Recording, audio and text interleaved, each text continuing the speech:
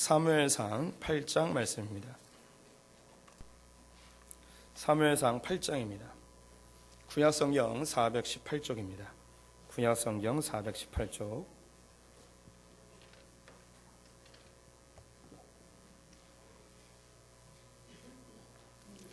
구약성경 418쪽 사무엘상 8장 4절부터 9절의 말씀을 한 절씩 교독하시겠습니다.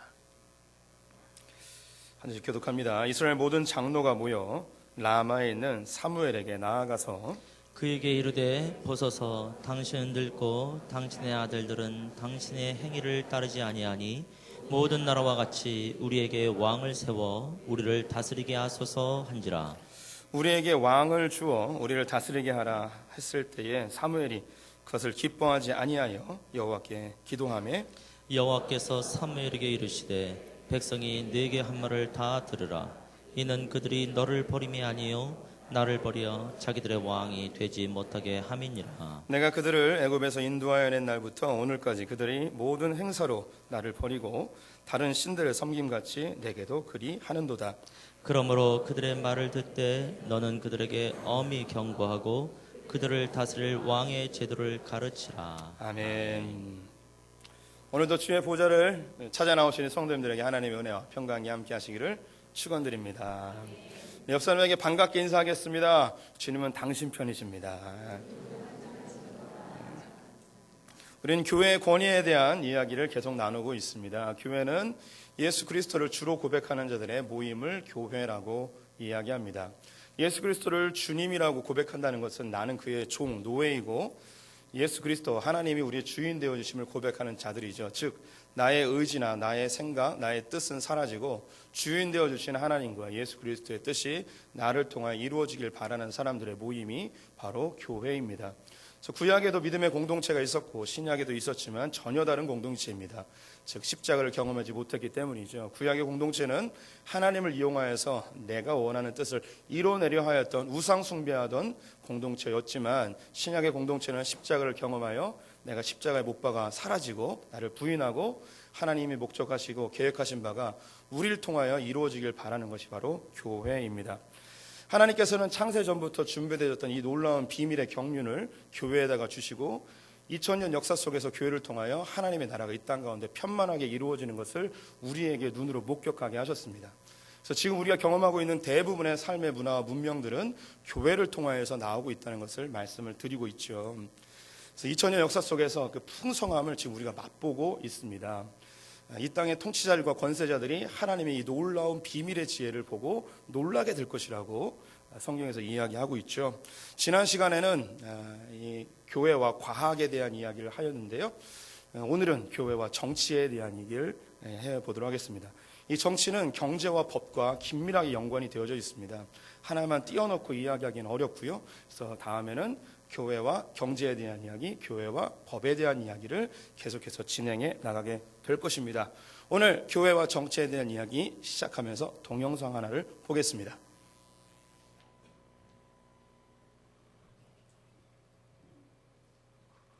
취업도 꿈도 연애도 결혼도 포기하는 게 점점 많아지고 있는 20, 30대 사이에서 한국이 싫어서 이민까지 계획하는 경우가 늘고 있다고 하는데요. 정부에 대한 불신, 달라지지 않은 현실로 사회에 대한 불만이 커지고 있는 겁니다. 탐사플러스에서 이 문제 들여다봤습니다. 정재훈 기자의 보도입니다. 최근 인터넷을 뜨겁게 달군 한 지도입니다. 대기업 성채를 가기 위해선 출생의 문을 넘어 누이의 전초지를 거쳐야 하고 공무원 거점에 들어가기 위해선 백수의 웅덩이를 지나야 합니다. 젊은 세대들에게 지옥 같은 한국의 상황을 풍자한 헬조선 지옥불반도입니다. 인터넷에서 젊은 층들이 우리나라를 혐오하는 게시물은 이뿐만이 아닙니다. 한국을 망한 민국이나 헬조선으로 빗대는 게시물은 물론 이를 풍자한 게임들도 속속 등장하고 있습니다. 되게 각박한 그런 현실을 잘 반영한 것 같아서 되게 와닿는 그런 게임인 것 같아요. 최근 젊은이들 사이에서 유행하고 있는 흑수저 빙고 게임입니다.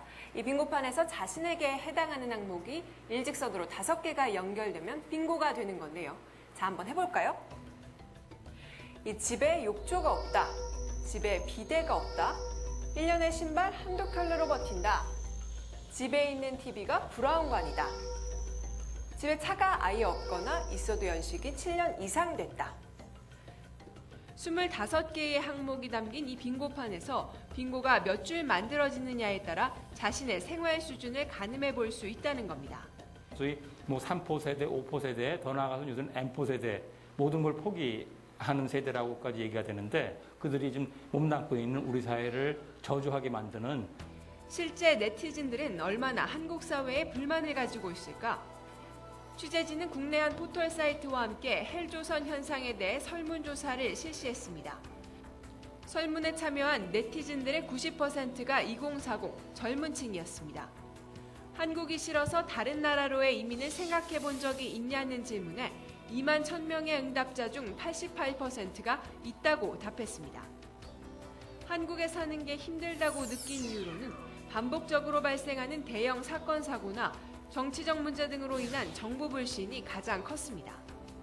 또 미래에 대한 불안, 취약한 근무 환경 등이 그 뒤를 이었습니다. 가장 이민에 대한 열망이 높은 계층은 자녀가 하나 둘 있는 신혼부부들이 제일 많고 20대들도 늘어나고 있는 추세고요. 한국이 부끄럽다고 느낀 적이 있냐는 질문에는 93%가 그렇다고 답변했습니다. 부끄러운 이유에 대해선 정치 불신이 압도적이었습니다. 단순하게 취업이라든가 이와 같은 물질적인 가치보다 청년들이 꿈꾸는 그러한 세계를 이 정부나 정치권이 해결할 수 있을 것인가에 대한 불신이 반영된 게 아닌가 그런 생각을 합니다. 네, 요즘 시대를 이야기하는 뉴스였는데요. 한국에 대해서 헬조선이라고 표현을 하는 젊은이들이 많습니다. 헬은 지옥이라는 뜻인데요. 이 조선 땅에 사는 것이 지옥에 사는 것 같다는 그런 의미가 담겨 있습니다.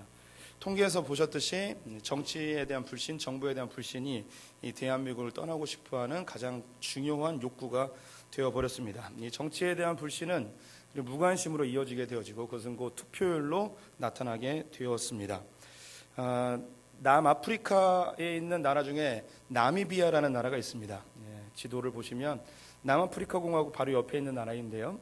외세에 오랫동안 식민지 생활을 하다가 독립이 되었지만 남아프리카 공화국에 의하여 또 다른 지배 생활을 하다가 1975년에 흑인들에게 처음으로 투표권이 부여되게 되었습니다. 이 나미비아의 특징은 85% 정도가 기독교인인 나라입니다. 기독교인이 거의 대부분이죠. 그래서 국민 총투표를 했는데 어떤 정권이 잡게 되었냐면 공산주의 정권이 잡게 되었습니다. 우리 성도님들이 일반적으로 아시기에 기독교인들은 공산주의를 별로 안 좋아하잖아요. 그런데 이 나라가 공산주의 국가가 돼버린 거예요. 지금은 민주주의 국가로 바뀌긴 했지만요. 그래서 사람들이 이상하게 생각했어요. 왜 이 기독교가 많은 나라임에도 불구하고 왜 공산주의 국가가 되었는가? 이유는 무엇이었냐면 저주한 투표율 때문이었습니다. 기독교인들이 투표를 안 한 거예요. 그래서 그 정권에 의해서 정치인들에 의하여 또 관심 갖고 한 사람들만 투표를 하다 보니까 공산 정권이 더 높은 득표율을 얻게 되었습니다. 미국 같은 경우에도 많은 사람들이 정치에 별 관심이 없어서 투표를 많이 참여하지는 않습니다. 보편적으로 50% 미만으로 투표를 하는데요. 그중에서 크리스찬들이 정기적으로 주일마다 예배에 가는 사람이 45% 정도 되는데 그중에 투표를 참여하는 사람이 25% 정도밖에 되지 않는다는 통계가 있습니다. 우리나라는 그리스도인들이 얼만큼 투표에 참여하는지는 알 수 없지만 미국과 크게 다르지 않을 것이라는 생각을 해보게 됩니다. 우리 성도님들 그 정치에 좀 관심이 있으신가요? 네.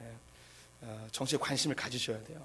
우리가 정치에 관심을 갖지 않으면 우리가 원하지 않는 방향으로 나라가 움직여질 수 있다는 사실을 기억하셨으면 좋겠습니다. 그래서 우리는 반드시 정치에 관심을 가져야 하고 정치와 뗄 수 없는 관계임을 기억하시면서 오늘 교회와 정치에 대한 이야기 본격적으로 해보도록 하겠습니다. 정치라는 것은 가장 쉬운 단어로 통치와 다스림이라고 이야기할 수 있습니다. 우리 백성들이 얼마큼 더 잘 먹고 잘 살 수 있도록 하는 그런 통치와 다스림에 대한 이야기인데요. 이게 우리 성도들에게 아주 자연스럽게 인지가 되어지시죠. 이해가 되지 않습니까? 백성들을 잘 다스리고 통치하여서 잘 먹고 잘 사는 나라를 만드는 게 이게 정치인데요. 근데 이것이 이제 민주주의를 살고 있기 때문에 이게 우리가 쉽게 이해되어지지만 불과 100여 년 전만 하더라도 정치라는 건 뭐냐면요. 왕이 자기의 정권을, 자기의 왕조를 이것을 유지하기 위하여 나라를 잘 다스리는 것을 정치라고 하였습니다. 왜 그러냐면 이 세상에 있는 모든 나라들은 다 왕정 정치, 군주 정치였습니다. 왕이 다스리는 나라였어요. 대한민국이 왕이 사라진 게 100여 년밖에 안 되거든요. 일제치하를 이야기하면 일왕이라는 사람이 있었기 때문에 왕이 사라진 게 70여 년밖에 되지 않습니다. 반만년의 역사 속에서 왕이 사라진 게 얼마 안 돼요. 지금도 전 세계에 있는 많은 나라들은 왕이 통치하고 군주가 통치하는 나라입니다. 이건 어쩔 수가 없는 게요. 아담과 하와가 타락한 이후로 이 세상에 쫓겨난 인류는 힘에 의하여 질서가 만들어지게 되어 있습니다. 그리고 사람은 가시성과 엉겅퀴 수고하고 노력하는 삶을 살기보다는 편안하고 안전하고 땀 안 흘리는 삶을 살길 원하는 마음이 있어서 힘 있는 사람이 힘 없는 사람을 통치하고 다스리고 이용하여서 더 많은 수확을 얻어내는 그런 시스템으로 세상이 죄된 시스템으로 흘러가게 되어 있죠. 그래서 한 사람이 나를 위하여 노동을 해주어서 양식을 얻게 되어지는 것과 두 사람이 하는 것과 다르죠. 두 사람, 밑에 있는 사람이 10사람 폭력을 행하고 착취하고 그들을 포갑하여서 그들이 일하게끔 하여서 나에게 수익을 얻어내는 게 바로 이 사람이 족장들입니다. 군주인 거죠. 근데 이 사람들을 통치하기 위해서는 뭐 해야 되느냐? 잉여 재산을 가지고 군대를 만듭니다. 그래서 군대를 고용하고 만들어서 이 사람을 더 통제하고 억압하고 반항하면 죽이고 하는 것이 군주들과 왕들의 역할이었죠. 그래서 이 시족이 점점 더 커져서 옆에 있는 시족을 점령합니다. 또 노예를 만드는 거죠. 또 더 커지면 또 다른 옆에 있는 점점점 커져서 이것이 이제 이 나라가 되어지고 더 커지면 제국이 되어지는 것입니다. 그래서 인류의 역사 속에서 늘 왕이 군대를 이용하여 사람들을 통제하고 다스리는 것이 왕정 정치, 군주 정치였습니다. 이들에게 정치는 뭐냐면 어떻게 하면 사람들을 더 다 잘 통치하여서, 즉 말 잘 듣게 하여서 자기의 나라와 자기의 왕조가 오랫동안 유지되게 하느냐, 이것이 정치였습니다. 그런데 이제 밑에 있는 사람들은 폭정과 기근과 가난과 억압에 의하여서 이것을 반항하게 되어지고 또 다른 영웅이 나타나면 또 다른 나라를 세워서 전쟁이 끊임없이 일어나게 되는 것이 이 인류의 역사의 흐름이었죠. 그런데 이 하나님께서 이야기하시는 이 정치는 어떤 곳이냐? 하나님은 신기하게도 인류 역사 5,000년의 역사 속에서 모든 나라가 왕을 세우는 그런 제도를 갖고 있었는데, 희한하게도 하나님은 이스라엘 백성들이 가나안 땅에 들어갈 때 중요한 명령을 하나 하십니다. 너희들은 절대 왕을 세우지 말라는 것이에요. 아니, 세상에 왕이 없는 나라가 있을 수 있을까요? 왕이 없을 수 있을까요? 우리는 지금 왕이 없기 때문에 왕이 없는 것이 너무 정상적으로 느껴지겠지만, 우리가 조선시대에 태어났다면 이 나라에 왕이 없다 생각하면 이 나라는 망하는 거예요. 근데 3,500년 전에 이스라엘 백성들이 노예 생활하다가 400년 동안 노예 생활하다가 가나안 땅에 들어갔는데 왕을 세우지 말라는 거예요. 오늘 성경에도 보면 모든 나라가 왕이 있기 때문에 우리도 왕을 달라고 이야기하는 백성들의 모습이 있는데요. 모든 나라가 왕이 있어요. 근데 하나님은 왕을 세우지 말래요. 왜 왕을 세우지 말라 하였는가? 하나님이 왕이시기 때문에 사람이 그 자리를 차지할 수 없다는 거예요. 왕을 세우지 말래요. 근데 이스라엘 백성들이 살면서 다른 나라 보니까 왕들이 있는 거예요. 멋져 보이거든요. 그래서 우리도 왕을 달라고 사무엘 선지자를 찾아갑니다. 이때가 이스라엘 백성들이 가나안 땅에 들어가고 나서 300년 정도가 지났을 때 이야기예요. 사무엘이 엄청 화가 났습니다. 기분이 안 좋은 거예요. 그래도 백성들이 이야기했으니 하나님께서 어떻게 반응하시는지 물어봅니다. 하나님 어떻게 할까요? 근데 하나님께서 이야기하시는 것이 오늘 8장 7절 말씀이 있습니다. 같이 읽어보겠습니다. 시작. 여호와께서 사무엘에게 이르시되 백성이 네게 한 말을 다 들으라. 이는 그들이 너를 버림이 아니요 나를 버려 자기들의 왕이 되지 못하게 함이니라. 하나님께서 이야기하기를 이들이 왕을 달라고 하는 것은 나를 왕으로 삼기를 싫어하는 것이다. 나를 왕에서 버렸으니까 그럼 너희들 마음대로 왕 세워봐라. 그러면서 잘 왕의 제도를 만들 때에 몇 가지 중요한 원칙들을 잘 좀 가르쳐서 이 나라의 왕의 제도로 인한 그 피해를 최소화시키기를 하나님께서 제시하세요. 그래서 사무엘이 백성들에 가가지고 너희들 왕을 세우게 되면 너희 세금도 더 내야 되고 너희들이 폭정에 의해서 고통을 당할 수도 있고 너희 소중한 것을 빼앗길 수도 있고 자녀들이 노예로 끌려갈 수도 있고 이래도 좋겠냐라고 했더니 백성들이 모두 다 함께 그래도 괜찮습니다. 우리 왕을 세워주십시오 하면서 왕정 정치가 이스라엘에도 생기게 되었습니다. 즉 하나님께서 왕을 세우지 말라 한 이 이스라엘마저도 왕이 세워지게 되었으니 모든 인류 가운데 왕이 만들어지게 되었습니다. 그런데 우리가 지금 경험하고 있는 우리의 정치 제도는 민주주의 정치예요. 왕이 없단 말이에요. 왕이 어떻게 없어질 수 있을까요? 우리 성도님들 왕을 없앨 수 있을까요? 근데 그 왕을 없애고 민주주의로 바뀐 이곳이 동양이 아니라 서양이라는 거예요. 그리고 서양 중에서도 기독교 정신이 깊이 배어있는 나라에서 이 민주주의가 시작이 됐다는 거예요. 정치학에서는 민주주의의 뿌리를 그리스에서 이야기합니다. 나중에 그리스에서 이야기하는 민주주의와 지금 우리가 알고 있는 민주주의는 크게 차이가 난다는 것을 아시게 될 거예요. 어떻게 이 일이 가능할 수 있을까요? 어떻게 이 서양에서 왕이라는 제도를 없애버리고 우리가 지금 경험하고 있는 이 민주주의 정치가 시작될 수 있었을까요? 우리는 주관식이 약하기 때문에 객관식을 내드릴게요. 1번, 왕이 스스로 자리를 양보하였다. 2번, 이들이 머리가 점점 똑똑해져서 왕 정치보다 민주주의 정치가 더 좋다고 생각하게 되었다. 3번, 그들이 그 민주주의가 더 좋다는 것을 그리스 로마 신화에서 알게 되어서 그걸 가져왔다. 4번, 성경을 통하여 발견하게 되었다. 예, 우리는 답을 잘 알고 있어요.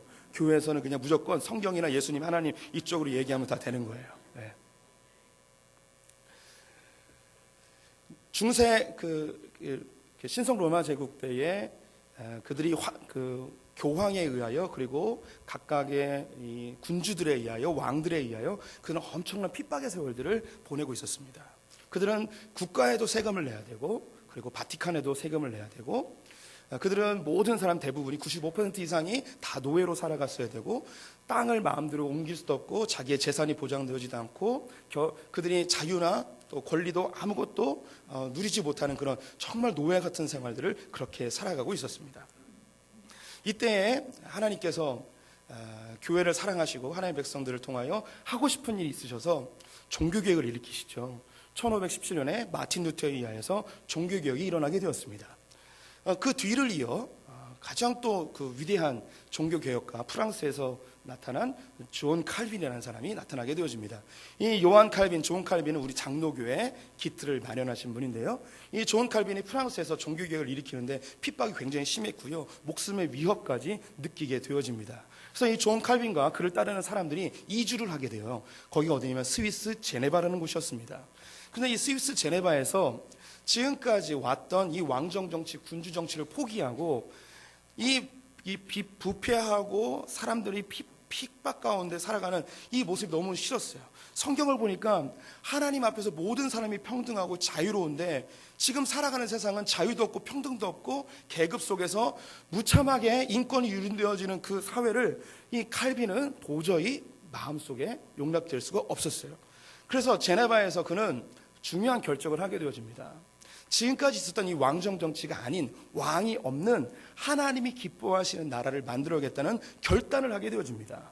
그래서 그가 성경을 통하여 중요한 몇 가지의 원리를 찾게 되어지는데요. 첫 번째가 지도자를 뽑을 때에 그 전까지는 왕이나 교황이 지도자를 임명하여서 세워지게 되지만 이 제네바에서는 지도자를 우리가 우리의 손으로 뽑겠다는 선거 제도를 만들게 되어집니다. 근데 이 선거 제도가 어디로부터 나오게 되는가? 바로 성경에서부터 나오게 되는데요. 이스라엘 백성들이 가나안 땅에 들어갈 때에 모세를 통하여 가나안 땅에 들어간 이스라엘이라는 이 나라는 하나님께서 알려주시는 방법대로 나라를 다스려야 되는데 가장 먼저 정치 제도에 대해서 알려주십니다. 그것이 신명기 1장에 나오는데요. 13절과 15절 말씀을 같이 읽어보겠습니다. 너희의 각 지파에서 지혜와 지식이 있는 인정받는 자들을 택하라. 내가 그들을 세워 너희 수령을 삼으리라 한즉 내가 너희 지파의 수령으로 지혜가 있고 인정받는 자들을 취하여 너희의 수령을 삼되 곧 각 지파를 따라 천부장과 백부장과 오십부장과 십부장과 조장을 삼고. 그래서 중요한 단어가 나오는데 뭐냐면 택하라라는 단어예요. 그래서 이 수령은 지도자, 리더들이거든요. 우리 이야기하면 장관이나 도지사나 시장이나 뭐 이런 사람들이에요. 그래서 천부장, 백부장, 오십부장, 십부장, 조장하면 이거는 뭐 국회의원, 시장, 뭐 시의원, 구의원 뭐 이런 그 조직으로 우리로 이야기할 수 있겠습니다. 그래서 중요한 게 뭐라고 말씀드리냐면 택하라입니다. 택하라는 건 선택하라는 거예요. 근데 선택하는데 아무나 선택하지 말고 지혜와 지식과 인정받는 자, 인정받는 자는 인품이 좋은 자, 사람들에게 다 이렇게 추앙받을 수 있는, 인정될 수 있는 자를 세우라는 거죠. 그러면 내가 그를 수령으로 삼으리라. 그래서 선택은 누가 하냐면 백성들이 선택하고 인준을 누가 해주냐면 하나님이 인준해 주는 거예요. 선택의 방법은 선거인데요. 성경에서 제비뽑기의 방법이 나와 있기도 하고요. 그 다음에 그들의 의견을 들어서 선택하는 경우들도 있습니다. 심지어 그들은 왕까지도 그들이 직접 선택해서 세웁니다. 대표적인 예가 바로 다윗입니다. 사울이 예루살렘에서 왕으로 있었는데 헤브론에서 백성들이 모여서 유다의 왕은 다윗입니다 하고 왕을 세워버려요. 백성들이 왕을 세우는 거예요. 놀라운 일이죠. 그래서 지금도 서양에서는 백성들이 지도자를 세우고 성경 위에 손을 얹고 하나님께서 인증해 주시는 이런 시스템으로 지도자를 세우고 있습니다. 이것이 바로 이제 직접 선거 제도로 인한 지도자를 세우는 것이죠. 그 전까지는 왕이나 교황이 그들의 통치자와 지도자를 세웠어요. 심지어 중세시대 때는 교황이 왕까지도 선정해 주는 일이 있었습니다. 이건요, 사람의 머리로 이 엄청난 시스템을 바꾸는 건 불가능한 일이에요. 그리고 하나님도 놀라우시죠. 백성들의 지도자를 너희들이 직접 택해서 선거로 뽑으라는 거예요. 이런 발상은 사람이 할 수가 없습니다. 힘 있는 자는 스스로 지도자 되고 싶어하고 왕 되고 싶어합니다. 근데 밑에서부터 지도자를 세우는 상향식 리더십의 모양이 성경에서 나오고 있게 되죠. 그 이후로 이제 민주주의는 선거제를 통하여서 지도자를 세우게 되어지죠. 우리나라는 3개의 중요한 선거가 있습니다. 총선이 있고요, 대선이 있고 지방선거가 있습니다. 그래서 각각의 이 지도자들을 우리의 손으로 뽑을 수 있는 그런 아주 우리의 자유와 권리를 보장받을 수 있는 그런 세상에 살고 있죠. 그 다음에 칼빈이 두 번째로 성경에서 알게 되어진 중요한 정치의 원리가 있었는데 그것이 뭐냐면 삼권 분립이라는 것입니다. 삼권 분립은 입법부와 사법부와 행정부가 나눠 있는 거예요. 이걸 왜 칼빈이 왜 굳이 나눴는가? 그전에는 하나였거든요. 왕이 곧 재판을 하였고요, 왕이 법을 만들고요, 왕이 세금을 걷었습니다. 그러니까 자기가 세금을 더 거두려면 법을 만들면 되는 거예요. 안 지키면 그가 왕이 심판하면 되는 거예요. 그래서 모든 권력이 왕에게 집중되어져서 사람들은 옳잡잡잡도 못하는 그런 종살이와 같은 생활을 하게 된 것이죠. 그런데 성경을 보게 되면 성경은 왕을 세우지 말라는 중요한 이유가 뭐냐면 권력이 한 사람에게 집중되는 것을 막기 위해서입니다. 그럼에도 불구하고 삼권을 완전히 분리시켜버렸어요. 재판은 왕이 하지 않고 제사장, 사사들이 재판을 하게끔 재판장을 따로 세웠습니다. 그리고 왕은 그 나라를 통치하는 세금을 걷는 행정력 역할을 감당하게 하죠. 법은 아예 사람이 정하지 못하게 했어요. 법은 하나님께서 성경에 나오는 율법으로 법을 딱 정해놓고 이것을 기준으로 해서 너희들이 잘 다스려라 라고 이야기를 하였습니다. 이 제네바에서 이 삼권이 분립되어지고 이것이 그 이후에 점점점 확대가 되어지고 프랑스에 있는 몽테스큐에라는 법의 정신이라는 쓰신 그분이 삼권 분립이라는 단어를 만들게 되고 지금 이 민주주의 정치 가운데 삼권 분립은 아주 중요한 민주주의의 정신으로 자리 잡고 있습니다. 그래서 이 스위스는요, 제네바가 있는 스위스는 놀랍게도 삼권 분립을 완전히 하기 위해서 서로 간의 유착관계를 끊기 위해서 무슨 일까지 했냐면 입법부와 사법부와 행정부를 각각 다른 도시를 만들어버렸어요. 그래서 우리나라는 대법원과 국회와 청와대가 다 서울에 있잖아요. 제네바는 그렇지 않은 거예요. 이게 다 떨어져 있어요. 떨어져서 이걸 서로 연결되지 않게, 관여하지 않게끔 이걸 완전히 분리시켜 놓은, 지리적으로 분리시켜 놓은 장치까지 만들게 되었습니다.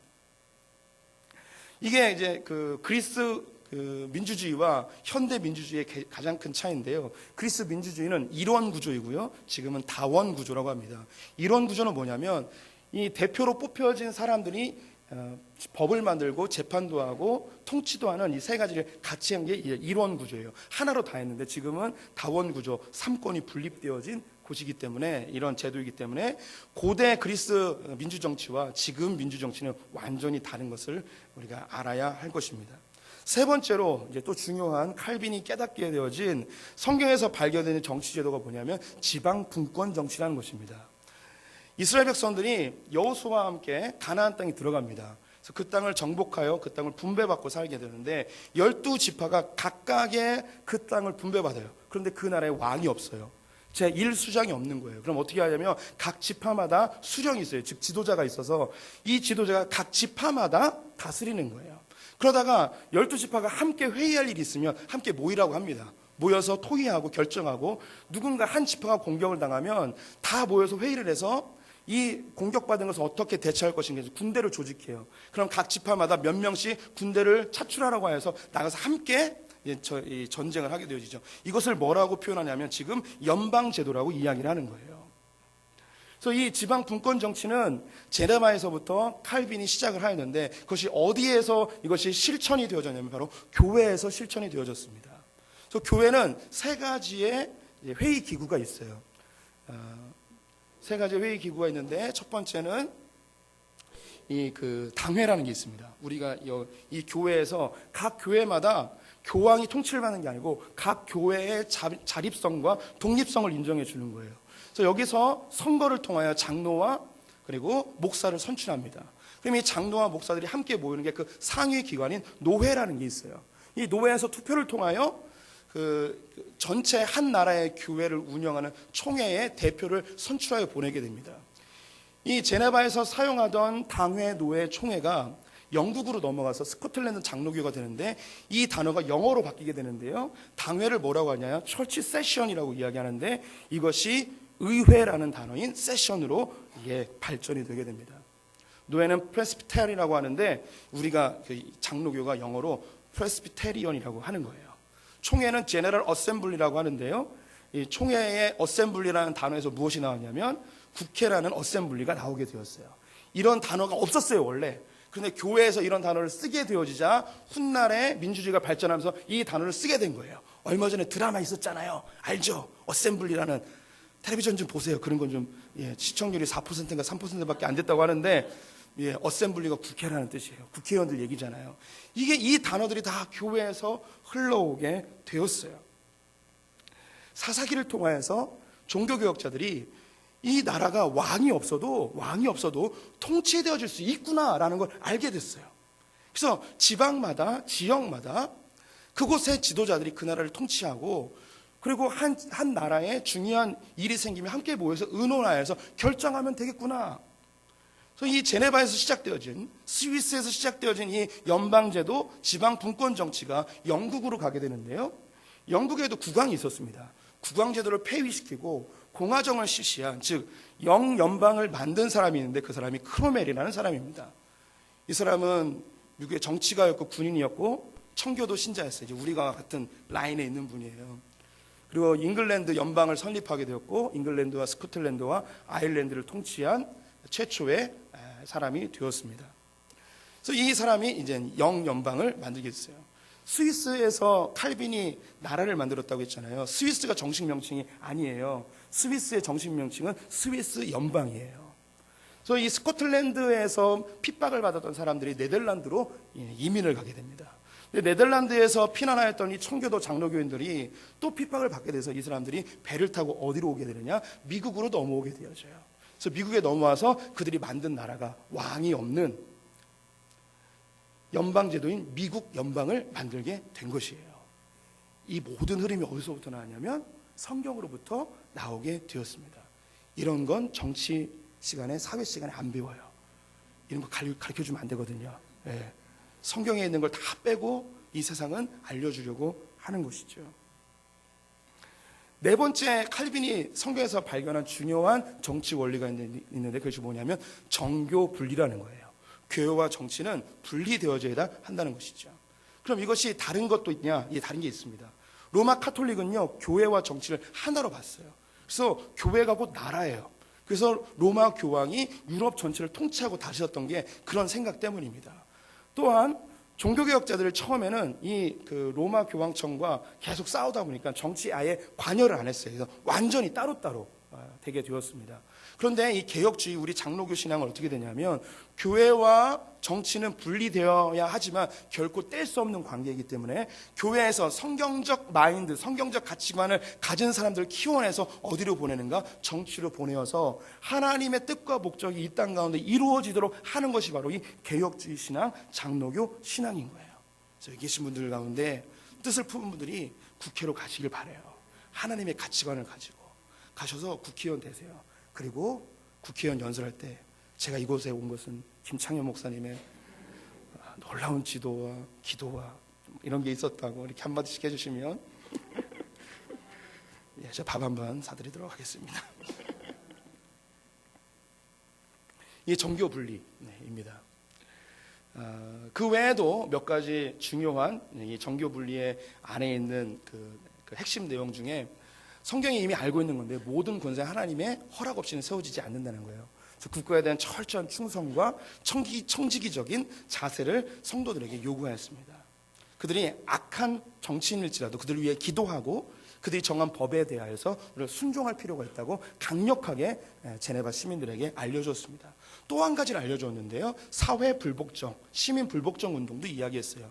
통치자가 법을 만들고 우리를 통치하긴 하는데 하지만 이 사람이 하나님의 명령과 완전히 반대되어지는 것을 하게 되어지면 너희들 목숨 걸고 그들에 대해 대항해도 괜찮다. 무조건 복종하는 게 아니라 하나님의 말씀과 어긋난 것에 대해서 너희들이 반항해도 좋다라는 여지를 남겨놓게 되었습니다.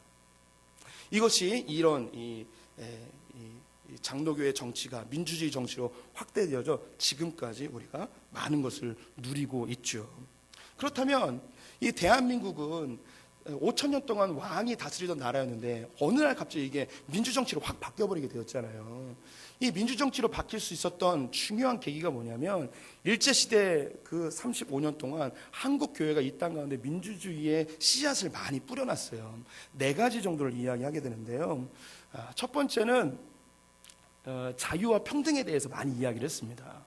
그래서 하나님 앞에서 모든 사람이 평등합니다. 계급은 없습니다. 다 형제 자매입니다. 여기 계신 성도님들은 하나님의 법 앞에서 다 자유롭게 무엇이든지 할 수 있습니다. 모든 권리가 우리에게 있습니다라는 것을 많이 알려줬어요. 그래서 계급이 깨지고요.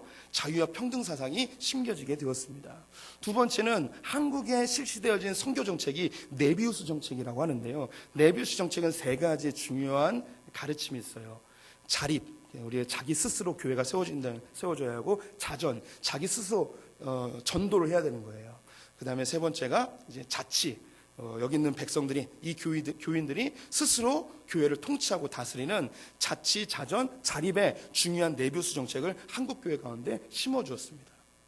3번째가 뭐냐면 대의 정치, 아까 이야기했던 것처럼 당회, 노회, 총회라는 이 정치 제도를 알려줌으로 인해서 교인들이 장로님과 목사님을 뽑고 이 대표들이 또 총회에 나가는 사람들을 뽑는 이 대의 정치를 한국 교회 안에 심어 놓으셨어요. 그리고 초기 선교사님들이 4번째 중요한 게 뭐냐면 헌법 민주주의를 심어놨어요. 교회가 세워진 다음에 한국 교회가 제일 먼저 한 일 중에 하나가 뭐냐면 헌법을 만들었어요. 그래서 이 민주주의는 가장 중요한 방향성을 정하는 헌법을 만드는 게 굉장히 중요합니다. 그래서 교회가 헌법을 만들게 되어지지, 민주주의 정치를 하려면 헌법을 만들어야 되는구나. 그래서 민주주의에 대한 마인드가 한국 땅 가운데 많이 퍼지게 되었습니다. 그러다 1948년 5월 10일에 한국이 일제로부터 해방을 받게 되어지고 국회의원 선거를 처음 하게 되었습니다. 최초의 208명의 국회의원이 선출이 되셨는데 그 중에 21%가 기독교인이었습니다.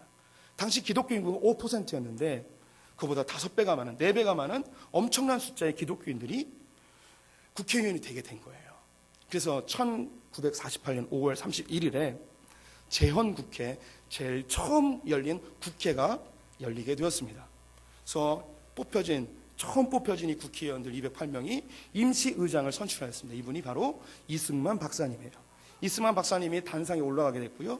그 밑에 이제 속기사들이 이제 국회 속기록을 쓰게 됩니다. 대한민국 최초의 국회에 처음 쓴 첫 줄에 이 이승만 대통령의 이 목소리가 이게 이제 기록이 되는데요. 뭐라고 기록되는지 제가 읽어드리도록 하겠습니다. 대한민국 독립민주국 제1차 회의를 여기서 열게 된 것을 우리가 하나님께 감사해야 할 것입니다. 종교, 사상, 무엇을 가지고 있든지 누구나 오늘을 당에 사람의 힘으로는 된 것이라고 우리는 자랑할 수 없을 것입니다.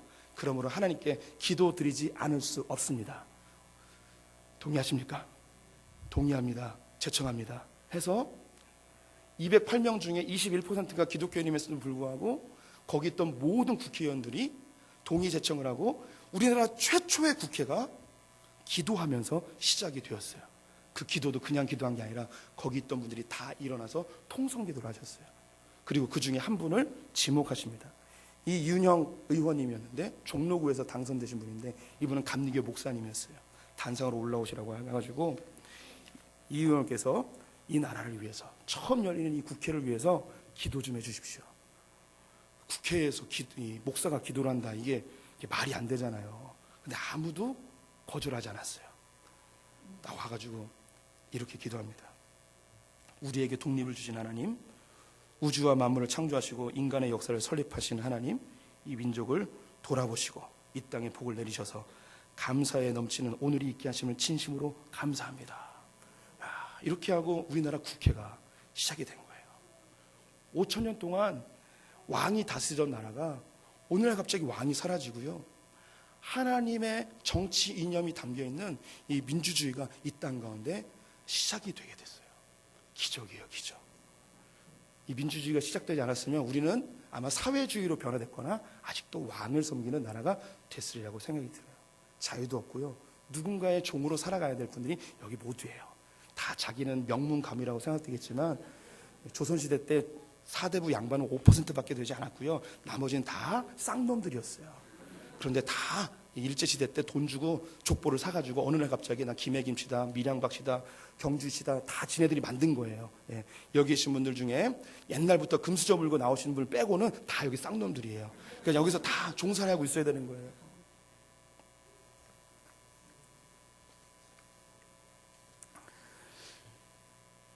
칼빈이 하나님의 정치 이념을 담아서 나라를 세울 때 민주주의라는 말을 쓰지 않았습니다. 근데 훗날에 이것을 민주주의라는 말로 쓰게 됐습니다. 민주주의는요 3단계로 이루어져 있는데요, 모든 민주주의는 똑같이 이 단계를 거치게 되어 있습니다. 첫 번째 민주주의는 군인이 정치를 잡습니다. 왜 그러한가 하면 왕을 없애고 민주주의를 바꿔야 되기 때문에 힘 있는 군인이 이 민주주의를 처음에 만들어요. 근데 이 거의 대부분의 나라가 신기하게도 이 군인이 나라를 민주주의를 시작하게 되면 독재를 하게 됩니다. 그래서 아까 이야기했던 영국의 크로멜도 군인이었고요, 미국의 민주주의를 처음 한 초대 대통령 워싱턴도 군인이었고요, 우리나라도 박정희, 전두환, 노태우 다 군인이었습니다. 그래서 전 세계에 있는 모든 민주주의는 군인으로부터 시작됩니다.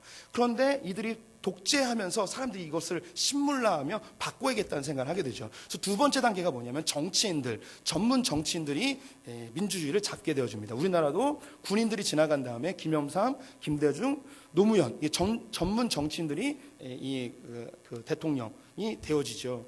3단 이 전문 정치인을 뽑아놨더니 사람들에게 무슨 필요가 느껴졌냐면 이 사람들이 생각하는 것과 우리의 현실이 너무 다른 거예요. 먹고 살기가 어려워지는 거예요. 너희들은 뭐 좋은 얘기 하지만 그건 그렇다 치고 일단 먹고 좀 살게 해달라고 하는 거죠. 그래서 민주주의의 3단계는 뭐냐면 경제인들이 이제 대통령, 정권을 잡게 되어 있습니다. 그래서 이명박 대통령 때부터는 나라에서 경제 대통령을 하게 되는 거죠. 미국 역시 부시 대통령, 클린턴 대통령 이때부터 이제 경제 대통령에 대한 이야기를 하고 있습니다. 전 세계에 있는 모든 민주주의 거의 대부분은 지금 경제 대통령을 원하고 있습니다. 그렇다면 우리 성도들 한번 생각해 보세요. 이 민주주의가 점점 이 경제와 법과 긴밀한 연관이 있는데요, 우리나라에 4천만 국민이 있다고 합시다. 4천만 국민의 의견이 중요하겠습니까? 여기 계신 분들 돈 다 모아도요, 삼성에 있는 돈보다 이게 조금이에요. 그러면 이 국회나 나라가, 정부가 국민의 의견을 더 잘 듣겠습니까? 돈 있는 사람의 이야기를 더 잘 듣겠습니까? 가난한 사람, 한 달에 100만 원도 못 받는 사람 1,000만 명을 모아놓는 것보다 대기업 총수가 이야기하는 게 훨씬 더 영향력이 있는 거예요. 그래서 이 민주주의는요, 자유, 경제, 민주주의는 어쩔 수 없이 돈과 함께 갈 수밖에 없어요. 그러면 법을 만드는 정치인들은 어쩔 수밖에 없냐면 이 돈을 갖고 있는 사람들을 보호하고 자기 자리를 보호하는 법을 만들 수밖에 없는 그런 악순환이 반복되는 거예요. 그래서 성경에서는 중요한 성경의 이 정치 원리들에 대해서 우리에게 다시금 제시해주고 있는데요, 우리 성도님들, 공산주의와 사회주의가 망했기 때문에 민주주의가 이 땅의 유일한 대안이고 유일한 해법이라고 생각하시면 큰 오산이십니다. 민주주의는 큰 약점을 가지고 있어요. 우리 다수결의 원칙에 의하여 결정이 되잖아요. 다수가 원하면 결정돼 버리는 거예요. 제일 큰 그 대표적인 예가 뭐냐면 히틀러예요. 히틀러 독일도 민주주의 정치였거든요. 그런데 히틀러가 이야기하니까 사람들이 다 유태인 600명을 죽이는 결정해버린 거예요. 미국 같은 경우는 동성애 결혼을 합법화했죠. 이 다수결의 원칙에 의해서 이렇게 바뀌는 거예요. 우리나라도 다수결의 원칙에서 바뀔 수 있는 거예요. 민주주의가 유일한 대답이 아니에요. 그러면 우리는 어떻게 해야 되느냐? 성경적 정치의 원리를 잘 아셔야 되고요. 그리고 정치에 참여하시고 그런 정치인들을 뽑으셔야 돼요. 성경이 이야기하는 중요한 정치인의 자세 네 가지를 알려드리도록 하겠습니다. 네 가지는 정의, 공의, 가난한 자에 대한 배려, 지식, 지혜, 인품을 가진 자를 뽑으셔야 되는 거예요. 우리 성도님들 교회 다니는 후보와 교회 안 다니는 후보 중에 누굴 뽑으시겠습니까? 예전에 한번 이야기했는데 교회 다니는 후보를 뽑는 게 아니에요. 교회 다니는 후보를 뽑으시면 안 돼요. 교회 안 다니라고 안 뽑는 게 아니고 어떤 사람을 뽑아야 되느냐? 성경에서 이야기하는 정치인의 기본적 자세인 정의로움과 공의로움과 가난한 자에 대한 배려가 있는가, 그리고 지혜와 지식과 인품이 있는가, 이걸 살피셔서 교회를 다니든 안 다니든 이 사람을 뽑아야 되는 거예요. 우리가 자칫 잘못하면 교회 다니기 때문에 우리 편이니까 막 뽑을 때가 있어요. 아니에요.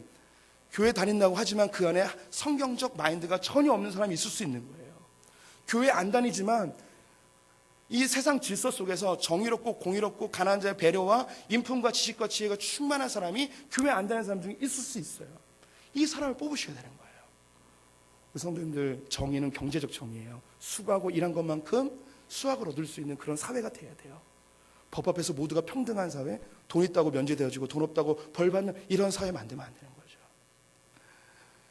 자본주의에서 빈부의 격차가 점점점 극대화되는 이 세상 속에서 일하고 싶지만 일하지 못하는 사람들, 능력 없어서 일하지 못하는 사람들, 불의의 사고나 사회 부조리에 의해서 일하지 못하는 사람들에 대해서 배려할 수 있는 그런 정치를 할 수 있는 사람을 뽑아야 되는 거예요. 인품 있는 사람들, 이런 사람을 뽑아야 되는 거죠. 우리 성도님들, 정치는 하나님께로부터 나왔습니다. 잘 발견하시고 분별하셔서 이 나라 가운데 주님 꿈꾸시는 그 아름다운 하나님 나라를 이루기를 열망하는 분들 되셨으면 좋겠습니다. 기도하겠습니다. 하나님 아버지, 창세전부터 비밀의 경륜으로 숨겨놨던 그 놀라운 하나님의 나라가 교회를 통하여 성경을 통하여 이 땅 가운데, 이 세계 가운데 흘러나게 하게 계시니 감사합니다. 하나님, 하나님의 뜻이 하늘에서 이루어진 것처럼 이 땅에서도 이루어지는 세계가 되게 하여 주시옵소서. 그래요, 오늘 교동문에 읽은 것처럼 어린 양이 사자들과 뛰놀고 어린아이가 독사굴에 손을 넣어도 물지 않는 모든 사람이 평등하고 자유롭고 행복하고 풍성한 그런 하나님의 나라가 이 땅 가운데 이루어지게 하여 주시옵소서. 이 땅의 정치인들을 축복합니다. 하나님의 마음을 품게 하시고 정의로운, 공평한, 그리고 가난한 자를 배려하는, 또 인품이 훌륭하여 인정받고 존경할 수 있는 그런 정치인들이 되게 하여 주시옵소서. 우리 성도들이 나라와 민족을 위하여, 정치인들을, 위정자들을 위하여 끊임없이 기도하게 하시고 무가심 속에서 이 나라가 암흑으로 바뀌어가는 것을 보지 않게 하여 주시옵소서. 지금은 우리 주 예수 그리스도의 은혜와 하나님 아버지의 무한하신 사랑과 성령의 교통하심이 하나님의 뜻이 이 땅 가운데서 이루어지길 바라는 우리 소풍의 성도들 가운데, 그리고 이 나라와 이 민족 가운데, 위정자들 가운데, 대통령 위에 지금부터 영원토록 함께 있을지어다. 아멘.